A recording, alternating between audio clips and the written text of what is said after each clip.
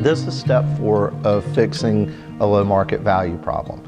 So we maybe tried the informal conference that we talked about in step 3 and you weren't successful. Well, sometimes the reason is you've heard the saying, timing is everything. And that applies with property appraisers too. Many times what you'll get back from them is, look, we're still developing the values for this year, nothing has been finalized yet. You may get that feedback if you're in January, February, March, April, May, June, even July. You may get that. It's sort of an excuse, a way of putting you off, a way of hoping that you'll go away. But if that's what happens to you, then we're going to come back at a little bit later time and try again. There's an official time to do this. The official time is in the summer around August.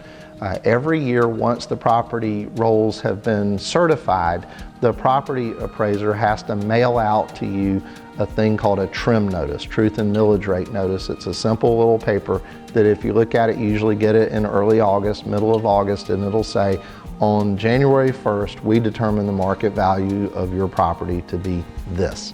This is their official date when they say it, and after this comes out, they can't say they're still working on it or anything like that. When you read your trim notice, you'll see that it says, if you disagree with what we've come up with, you need to call and notify us by such and such a date.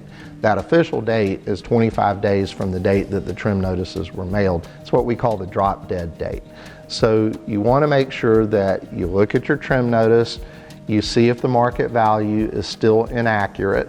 If it is, then before the date that is on there, the drop dead date, you want to make sure that you call them and you're going to start steps 1, 2, and 3 over again. Remember, step 1 was gathering your evidence, so you need to just maybe update whatever it is you did. If you did an appraisal or a comparative market analysis, remember you were doing it as of January 1st, the prior January 1st, so it really shouldn't require an update.